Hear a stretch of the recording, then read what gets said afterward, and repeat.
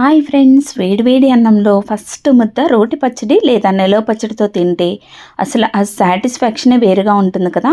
అంతే టేస్టీగా ఉండే టమాటా నిలవ పచ్చడిని ఎండబెట్టి ఊరబెట్టే పని లేకుండా సింపుల్గా ఎలా చేసుకోవాలో చూపిస్తాను. తప్పకుండా ట్రై చేయండి. దానికైతే నేను ఇక్కడ దేశవాళీ టమాటాలు తీసుకున్నానండి. దేశవాళీ టమాటాలు అయితే బాగుంటుంది, దొరికితే అవి తీసుకోండి. వీలైతే అన్నీ ఒకే రంగులో ఉన్నవి దొరికితే పచ్చడి ఇంకా బాగుంటుంది. నేను ఇక్కడ 3/4 కిలో టమాటాలు తీసుకున్నాను. శుభ్రంగా కడిగిన తర్వాత కాటన్ క్లాత్తో తుడుచుకొని పొడి క్లాత్ మీద వేసుకొని గాలికి బాగా ఆరనివ్వాలి. ఎక్కడ తడి లేకుండా ఒక గంట పాటు గాలికి ఫ్యాన్ కింద ఆరబెట్టుకోండి. తర్వాత దానిలోకి 3/4 కిలో టమాటాలకి ఒక పెద్ద టమాటా పండు లేదంటే మనం తినే కమలా పండు సైజ్ అంతా అనుకోండి. అంత చింతపండుని మనం ఎక్కడ ఈనెలు పిక్కలు లేకుండా తీసి పక్కన పెట్టుకోవాలి. పులుపు ఎక్కువైనా బాగుండదండి. చింతపండు అనేది చూసి వేసుకోండి. టమాటాలు బాగా ఆరిన తర్వాత ఇలా పెద్ద ముక్కలు కట్ చేసుకొని డ్రైగా ఉన్న పాన్ పెట్టుకొని పల్లీల నూనె కానీ లేదంటే నువ్వుల నూనె కానీ ఒక 1/2 కప్పు వేసుకోండి. దానిలో టమాటా ముక్కలు, చింతపండు, తగినంత ఉప్పు, కల్లుప్పు వేసుకుంటే టమాటా నుంచి వాటర్ ఊరి మంచిగా ఉడుకుతుంది. మూత పెట్టకుండా మగ్గించుకోవాలి. మూత పెట్టుకొని ఆవిరి పడితే పచ్చడి పాడయ్యే ఛాన్స్ ఉంటుంది.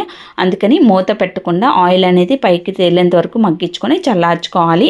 1 టేబుల్ స్పూన్ వేయించుకున్న మెంతులు, 2 టేబుల్ స్పూన్ల వేయించుకున్న ఆవాలు పొడి చేసుకొని పక్కన పెట్టుకోండి. ఇప్పుడు టమాటాలు చల్లారిన తర్వాత మిక్సీ జార్లోకి మగ్గించుకున్న టమాటాలు, వేయించుకున్న ఆవాలు, మెంతులు పిండి, అలానే తగినంత ఉప్పు, 1/2 కప్పు ఒలిచిన వెల్లుల్లి రెబ్బలు, పచ్చికారం ఒక 1/2 కప్పు, మీరు తినే కారాన్ని బట్టి వేసుకోవచ్చండి. తగినంత ఉప్పు వేసి మెత్తగా లేదంటే అక్కడక్కడ కచ్చా పచ్చగా ఉండేటట్టు ముక్కలు వచ్చేటట్టుగా కూడా గ్రైండ్ చేసుకొని పక్కన పెట్టుకోవాలి.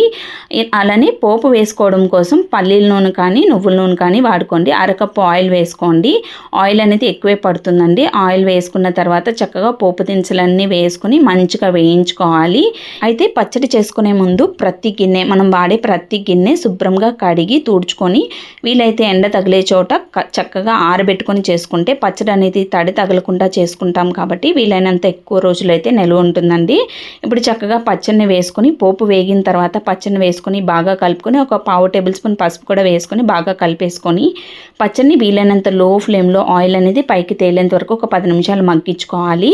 ఇలా చేసుకుంటేనే పచ్చడి నిల్వ ఉంటుంది. పోపులో కూడా మగ్గించుకోవాలండి. మగ్గించుకున్నాక చల్లార్చుకొని ఎయిటెడ్ జార్లో స్టోర్ చేసుకుంటే బయట అయితే 4-5 నెలలు నిల్వ ఉంటుంది. ఫ్రిడ్జ్లో అయితే సంవత్సరం పాటు నిల్వ ఉంటుంది. ఈ పచ్చడిని సింపుల్గా చేసుకోవచ్చు, సూపర్గా ఉంటుంది. తప్పకుండా నా మాట నమ్మి ఒకసారి ట్రై చేయండి. ట్రై చేశాక మీకు ఎలా కుదిరిందో కామెంట్ చేయండి. నచ్చితే లైక్ చేసి షేర్ చేయండి.